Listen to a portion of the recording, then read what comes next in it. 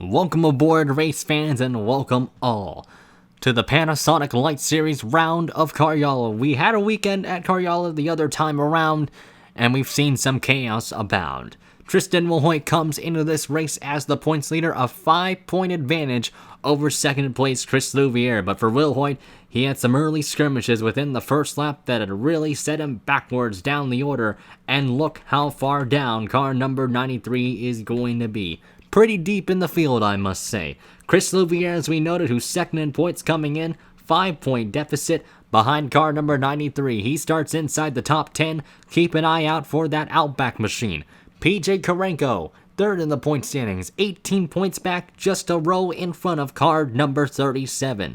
A 10-lap dash to decide it all, and for a lot of new teams, or really for a lot of new faces, drivers, and teams that have really been familiar with the front pack, are going to have a first-hand experience of what it's like to be a front runner here in the PLS. Darren Carter, you see on the pole with Allison Smith on his outside. Junior Van Haller in third. A couple of teams that are looking to make themselves much more competitive are going to try and pounce on the situation to the best of their ability. In just a few moments, the engines will be fired up and we'll be getting ready to go racing for 10 laps of exciting action.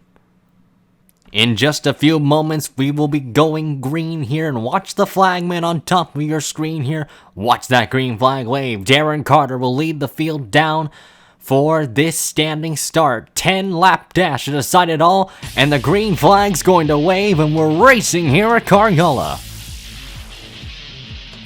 A lightning start by Darren Carter. He's off to the races and using those afterburners already. And Junior Van Haller's going to hold on to second, but it's a 3-wide battle right behind him. Chris Louvier trying to press the issue. PJ Karenko's going to go up to third, but right behind him they were 4 wide coming into turn 2.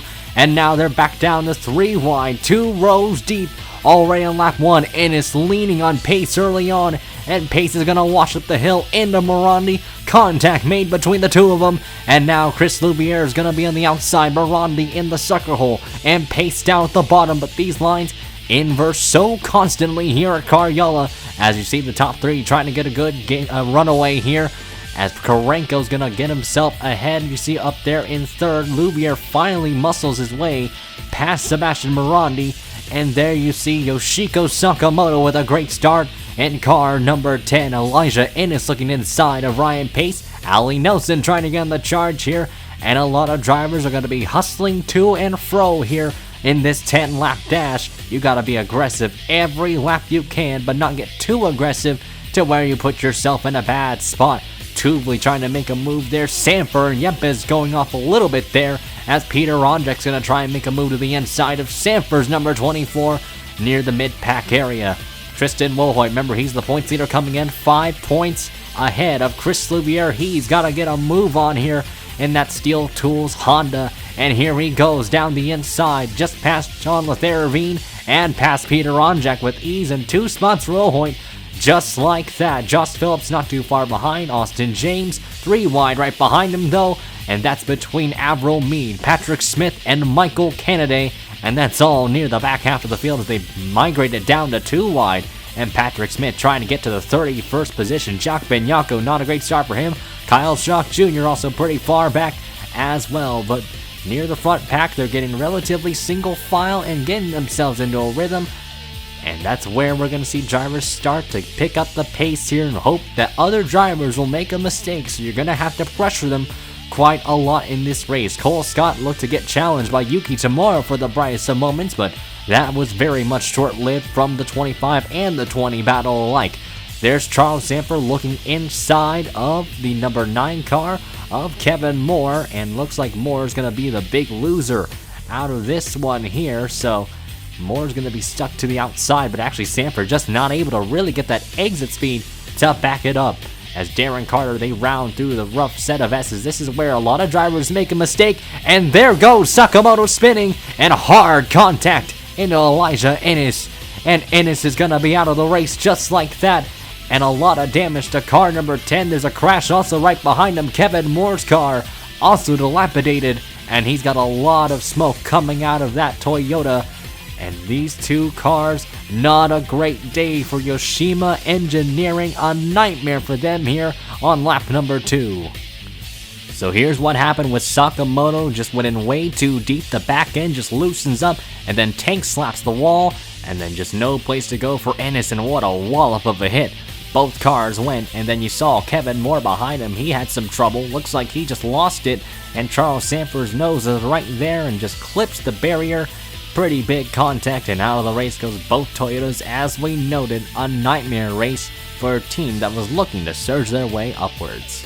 Anjay caught the slipstream of Atkins, and here he goes, late lunge to the inside, and Irvine's right there too, and 3 wide down that corner, and they all managed to make it stick, and you see how narrow that road was. That could have been disaster in an instant, but Irvine's fighting on the bottom, James falling right behind the Pontiac Trans Am, and looks like Irvine's gonna clear off of turn 4, now gonna battle Joss Phillips for position here, and car number 12, but this back half of the field just very intense in general, but back up front though, near that mid-pack to front pack area, these guys are starting to go at it. Allie Nelson just getting passed by Skyla Johnson, but Skyla's putting up a pretty good fight here. Nelson's trying to put a response back, but just not able to get the power down in that Jack Daniels machine. And that puts that 61 car further up the grid, and now closing in on Ryan Pace's Mazda here. And watch these other guys though. Darren Carter still in command, Junior Von Aller in second, then you got PJ Korenko in third. Allison Smith, great effort there in that 4th position. Chris Louviere is going to have a good points day based on where he's running. He's inside the top 5. Sebastian Morandi in 6th, while battle for 7th is on between Pace, Johnson, and Nelson, but also Christopher Cox closing in on the Jack Daniels car as well, so pay attention to these set of corners. This is a great opportunity to make some moves happen. And here comes Cox down the inside. Here comes Johnson down the inside of Pace. Late lunge into both corners, and they're all going to try and have a similar move set here. And Pace going to get the outside line momentum kicked in. Nelson's going to fend off Cox. And here comes Mark Nutt coming in hot. He gets around the 27 with ease. And now here comes car number 26, Brian Anders, down the inside of his teammate, and will easily overtake that number 27. And now it's a battle between Nelson and Skyla Johnson, a dead heat down the front stretch. And into turn number 1, Mark Nutt is right there. He's going to make it 3 wide. And now they're 3 abreast down the straightaway. And Johnson kisses the grass, but able to keep it straight. And all 3 still going at it, none giving any space. Johnson shoved up a little bit wide, and Nelson's going to fend off that 61. But Mark Nutt's getting a huge shot from the 26 there, and they're helping each other. The manufacturers kind of working together despite battling it out with Nelson. Really, Mazda's just having a very good day with all their cars starting to progress forwards, and Nelson now feeling the pressure from Skyla Johnson once more. And here she goes, threading the needle down through the middle. Christopher Cox on the inside in car number 27. And Christopher Cox, will he make a late dive? No, he won't. He actually backs off, maybe trying to give Johnson a little bit of a bump there, a little bit of a tap, as Nelson's going to drive it wide. That's going to cost her some momentum, and Christopher Cox is going to have the right of way into the corner, side by side. Nelson wide into the corner, but able to keep it straight, and that's going to shove Lake off the track as a result, and Lake's going to lose a lot of ground. Another car going off. That's Dan Leeson's number 80. And Alexa Lake's going to be the big loser out of this. Look at Tuvley trying to find something in that 06 car. And Cole Scott just slowly limbering his way, or gathering his P's and Q's all together in car number 20, trying to get that Honda Power 20 past that 06 car with ease off the final corner. And it's a 3-way battle right behind him between Friesen, Yepes, and Sanford. And all these battles just abreast. You see one car in pit road with a lot of damage. It looks to be Keith Stevens' number 6, so he's going to be done for the day. We're going to look at that in just a bit. But they're still 3 wide, and they're out of shape off the corner. Just so loose, getting that wheel spin down. Yuki Tamura threading the needle in car number 25. And, oh man, that's getting a little bit sus there. And Yuki Tamura outside, Tuvley inside, and Lake wanted to make a move down the inside, almost made it 3 wide. And all these drivers are so optimistic to make a move, and Yuki Tamura gets around both Lake, Friesen, and Tuvli, as Tuvli drives it wide once again. Yepes is going to get past him, and well, there you go. Just like that, you get some track position, get yourself up there, and there you go. And how about a lead change here? Junior Von Aller up to the point. Here's what happened with Alex Constantine, and watch the arc both cars go, and John Letharavine gives a nice shot to the 64, a big shot to be exact, and a big hit there into the wall. What a huge hit to the driver's side in that slow motion cam. Look how many cars slipping and sliding, trying to avoid the carnage. And then Keith Stevens just gets out of shape and just right into the path of the 51. You see Meade looping it around back there, and then into the tire barriers goes car number 6. And certainly a lot of destroyed race cars after this one, and certainly not what some of these teams envisioned. Junior Von Aller was just reeling in Darren Carter and just caught that 53 car off guard, as really Carter went wide and just allowed Junior Von Aller just to breeze through and breeze past that number 53 car with ease. And what a story it could behold if this 96 car could find victory lane here at Karjala, but with only a handful of laps to go. You see those other drivers just as hungry as car number 96. Junior Van Aller holding the crowd at bay. Darren Carter second, PJ Korenko in third. A 3-horse race for the win so far. Then you got Allison Smith fourth, Chris Loubier fifth, Morandi in sixth. Then you got Mark Nutt, and then the 26 car, of Brian Anders, Ryan Pace, and Christopher Cox, all inside the top 10. 4 Mazdas in a row there. So Skylar Johnson in 11th, Allie Nelson in 12th, Cole Scott 13th, and then there you see 14th for Yuki Tamura, 15th for Friesen, then there's Yepes, and the battle for 17th is on between Tuvli, Lake, and Will Hoyt. And Lake goes down the inside. Tuvli clipped the grass and lost a little bit of traction there, and here comes Lake to take advantage. Will Hoyt's gonna try and help out the 3-car a lot here, both needing championship points in this race, and Will Hoyt's gonna manipulate his way on the outside, and so is Lake. And Lake's gonna be able to clear the 06 with ease. Will Hoyt's gonna try and do the same thing, and he will do so. They're gonna be able to get past them with ease. No harm, no foul. Charles Sanford feeling the pressure from Dan Luisen and Josh Phillips. But back up front, though, you see these guys kind of getting themselves calmed down. But Junior Van Aller, wide corner there. And here comes Darren Carter. What a magnificent corner from the 53. And now a move to the inside. The battle for the lead is on. Carter inside, Aller outside. And both of them not giving any leeway whatsoever.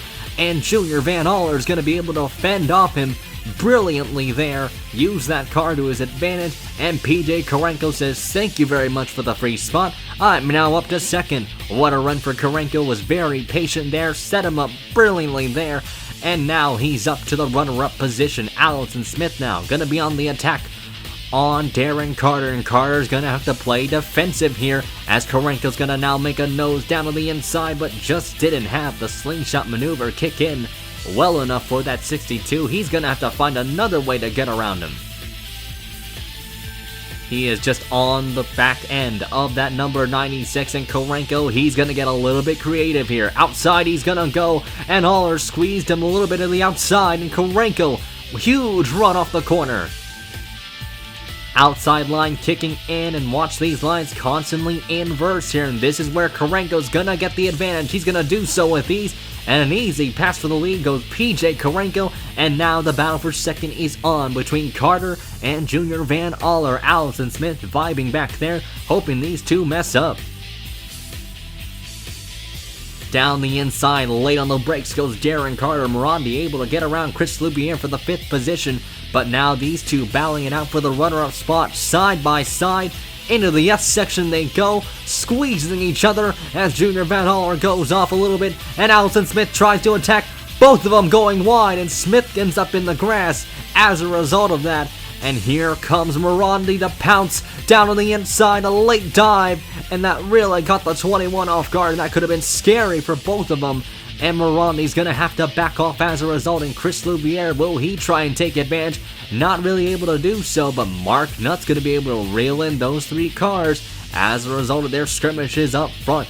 But PJ Korenko leads the way here with only a handful of laps to go here at Karjala, 3 to go to be exact. What a gap Karenko's already pulled. A second lead over Darren Carter. And Junior Van Aller went from first to third and hero to zero just like that for his expectations. And what a run for Allison Smith in fourth. Morandi, though, feeling the pressure from Louvier once again. Mark Nutt's been clocking in some faster lap times, as well as Brian Anders. Those guys have been following each other slipstream-wise. Allie Nelson not too far behind Cole Scott. Scott looking outside of pace, and this is for the all-important 10th spot, and Scott really needs these kind of points as well in order to up that consistency for the Freeze Racing team. A move down on the inside. Oh, that was very daring from that Steak and Shake car, but not able to really capitalize an attack on that 60 efficiently.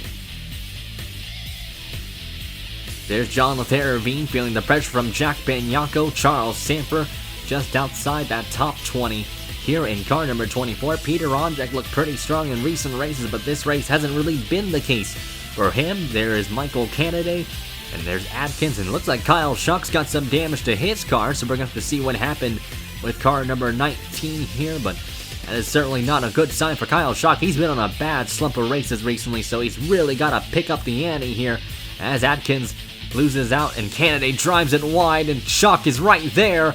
Oh man!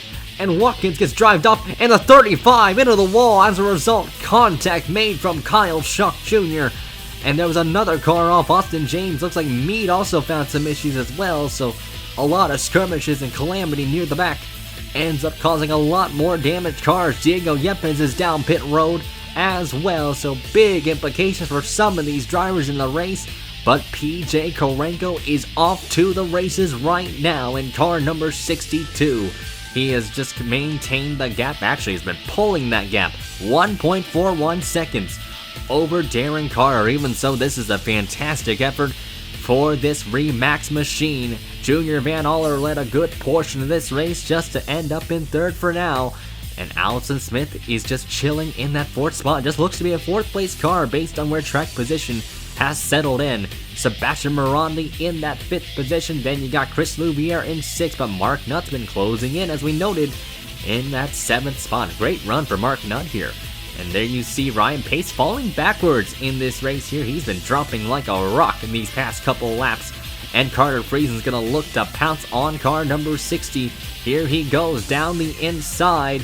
Looks like Carter's going to be able to clear him with ease. And Tristan Wilhoit is just in that 16th spot in terms of the championship battle. He needs to really get a move on. Pace drives it off into the wall. He's gonna go. Look out, everybody. And it looks like nobody's gonna hit that 60 car. He just slid it wide, and that's gonna be a tough break for that Crown Royal machine. They're looking for a very solid effort, and that's not gonna be the case here today. Dan Louisen's got some right side damage to his car, so a lot of accidents we're probably not able to catch on camera as of right now, but there's going to be more footage once this race winds down. White flying in the air, one more lap to go here for PJ Karenko, still extending the gap, running way quicker lap times than Darren Carter. And there you see just everybody kind of single file here. Louvier losing out to Mark Nutt though for the 7th spot, or the 6th spot, excuse me. And now here comes car number 26 of Brian Anders closing in on the back bumper of Chris Louvier's number 37. Carter Friesen continuing to get on the move late in this going. Might be too little too late, but even so, he has been marching his way forwards. Now looking for 13th on Yuki Tamura. Tamura pinched down at the bottom, and Carter Friesen trying to get that Pontiac power to come in for him. And that Allegiant Airlines Pontiac. Down the inside, he's going to go. Yuki's going to drive it a little bit wide, and that's going to give some space to Carter. But Yuki fighting back.